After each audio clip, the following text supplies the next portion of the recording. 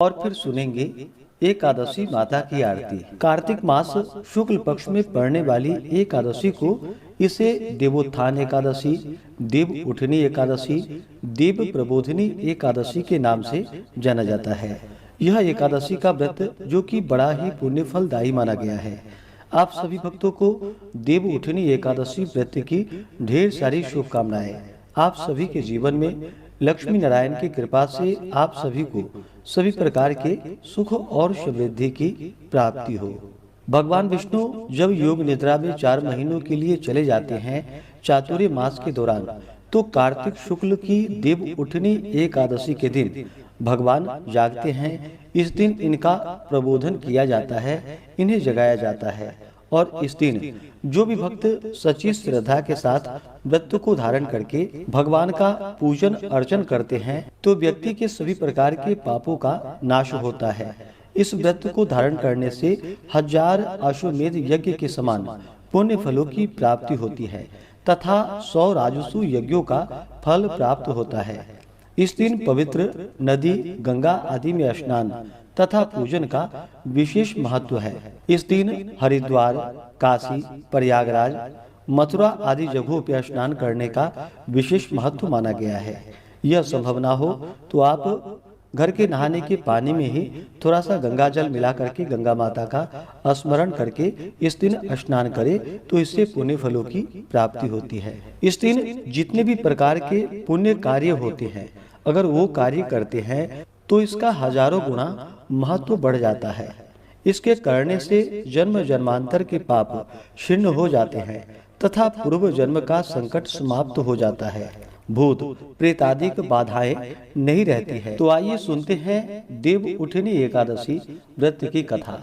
तो बोलिए प्रेम से भगवान विष्णु की जय, माता लक्ष्मी की जय, एकादशी माता की जय। एक राजा था, उसके राज्य में प्रजा सुखी थी। एकादशी को कोई भी अन्न नहीं बेचता था, सभी फलाहार करते थे।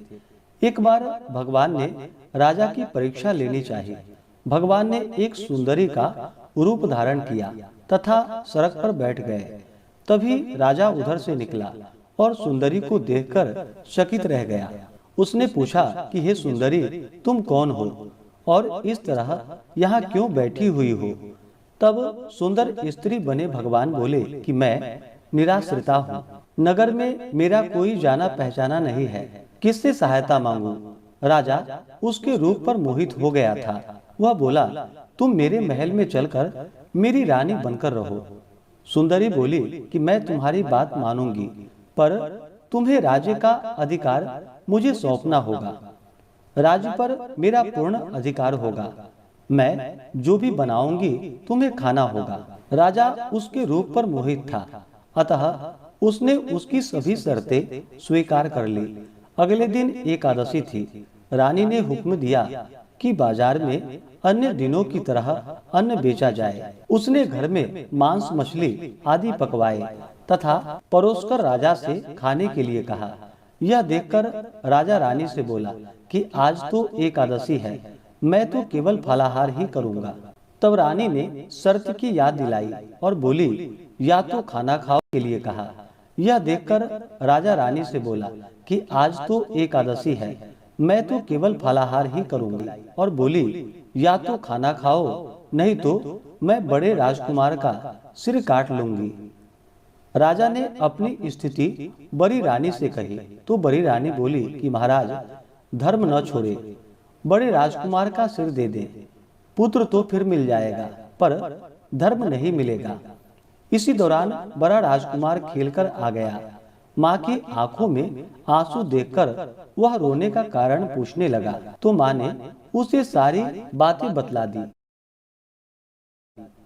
तब वह बोला कि मैं सिर देने के लिए तैयार हूँ, पिताजी के धर्म की रक्षा होगी और जरूर होगी। राजा दुखी मन से का सिर देने को तैयार हुआ तो रानी के रूप से भगवान विष्णु ने प्रकट होकर असली बात बताई। राजन, तुम इस कठिन परीक्षा में सफल हुए हो। भगवान ने प्रसन्न मन से राजा से वर मांगने को कहा तो राजा बोला कि आपका दिया हुआ सब कुछ हमारे पास है, आप हमारा उद्धार करें। उसी समय वहां एक विमान उतरा। राजा ने अपने राज्य पुत्र को सौंप दिया और विमान में बैठकर परम धाम को चले गए। तो बोलिए प्रेम से भगवान विष्णु की जय, माता लक्ष्मी की जय। तो आइए सुनते हैं एकादशी माता की आरती। तो बोलिए प्रेम से एकादशी माता की जय।